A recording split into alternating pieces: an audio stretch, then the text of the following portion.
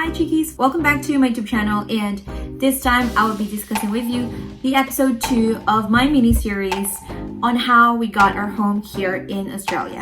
And this time it is going to be all about after handover. I've listed down 8 items of things that we have prepared based on how I remember them, and I've jotted them down, and I hope that this is going to be very helpful for you.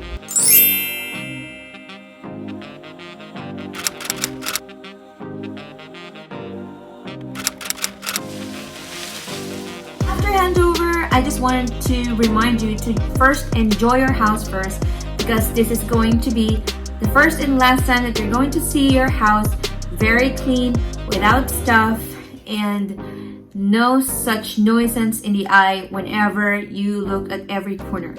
So for me, I'm actually enjoying that moment of peace and cleanliness in the house. So I hope that you're doing the same on your end. So here's the list that I've prepared for you after the handover of our house, and let me start off with number 1. So my number 1 is doing your own inspection. I've mentioned from my previous vlog, which I'm going to put the link here on top, that you have to hire an inspector so that they can inspect like all the things that has defects in your home. But this time, upon handover, it's going to be up to you to decide or to see what are the things that you think has defects. On our end, we've been given 3 months of time that we can contact the builder whenever we see any defects in the house and whenever we see defects of the appliances that they've installed. So just for an example, we have found 3 things that has defects at our home. Like currently, these are the things that we found out.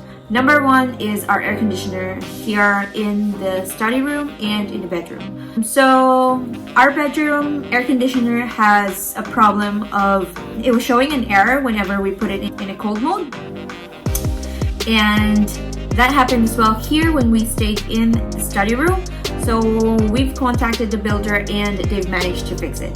So they'll be fixing it for free for the first 3 months, and then they also have a warranty of the building, I think, if I'm not mistaken, for 7 years. The second thing that we've noticed is the stove. So the stove is not a one-click thing when you open it. So I have to hold down the gas and the igniter just so that it will turn on. So I think it's also a defect. I've contacted the builder and the agent already, but they haven't contacted me back. So I'm still waiting for the response regarding that defect. The next that we found that has defect in our home is the back door lock, which is actually has an access in our bedroom area, and the deadbolt was actually aligned, so we had to contact the builder for that as well.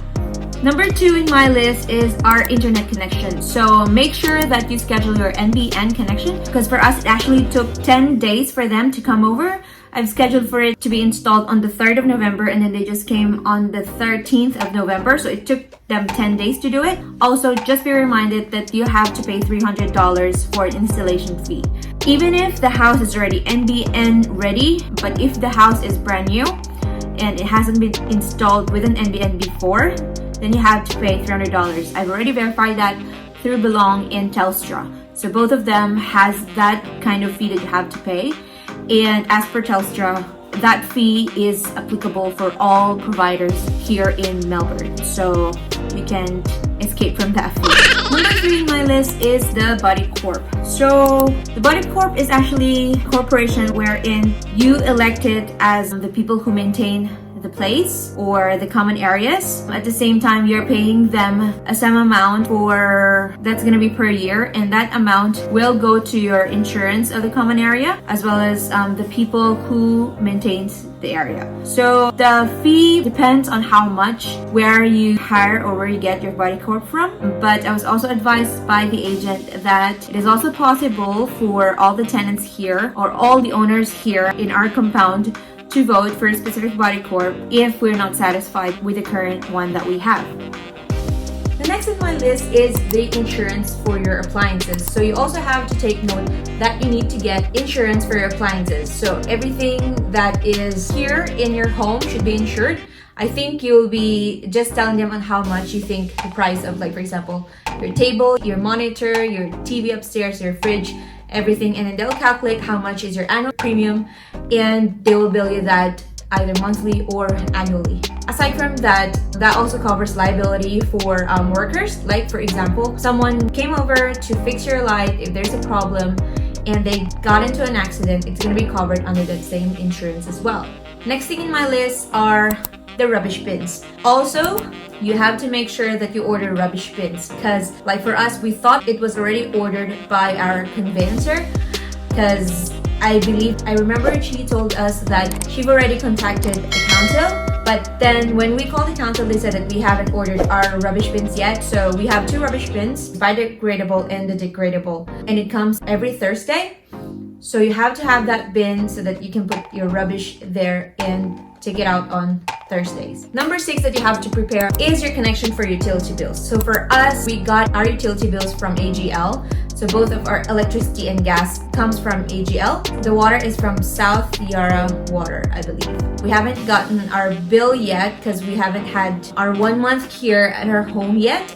So we're still waiting for that, and I'm not sure how much everything will cost, but we had some added appliances when we moved here. So basically, we've added clothes dryer, so I think that's going to affect our monthly utility bills this time. Next that is in my list are mails. So for your mails, you have to make sure that you change your address of all of your mails. For us, I had a list of the things that we need to change. So these things are the letters from ATO. If you have medical bills that you're expecting, you have to contact the hospital as well. And on my end, I did that because, you know, the bump and some other things that you think might require an address change. That also includes your driver's license. So make sure that you contact Vic Roads, because they will be providing you a sticker that you can put at the back of your driver's license when you change your address.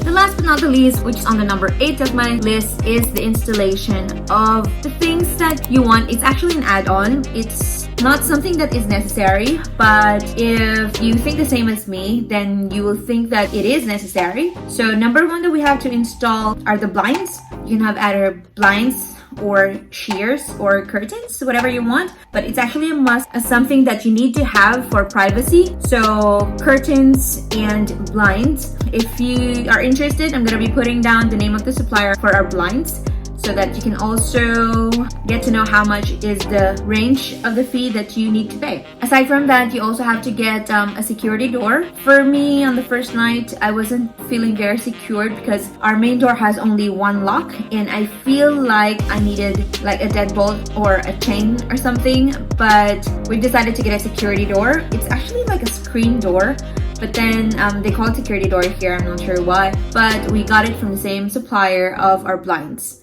And number 3, which is up to now, I'm still getting stressed about this. So this is an application for a solar panel.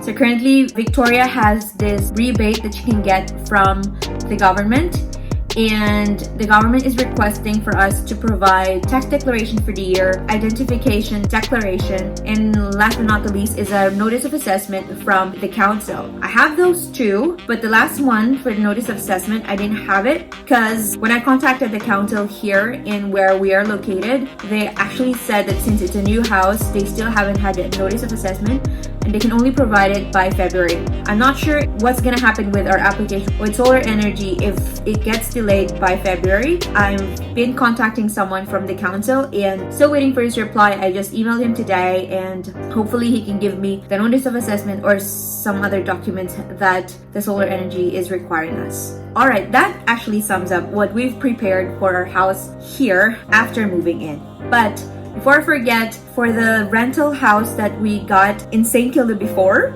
there are 2 things that you need to prepare before vacating the house. First is a mover, which is actually one of the expensive things that you have to prepare for because they charge you per hour and they have a minimum of 2 hours. I'll be putting down the list or the details of how much we've paid for the mover, but I don't want to recommend a company because I feel like they're dodgy and they've tricked us for some amount, and there were like fine prints that was very fine and didn't even mention to us even if I've spoken to the person who quoted me the services. So it was actually unfair on my end, and I felt frustrated with them at that time when we were moving. And the second one is a professional cleaner. I'll be putting down the name of our professional cleaner here in the description box below, and they were actually very helpful, and the service was superb.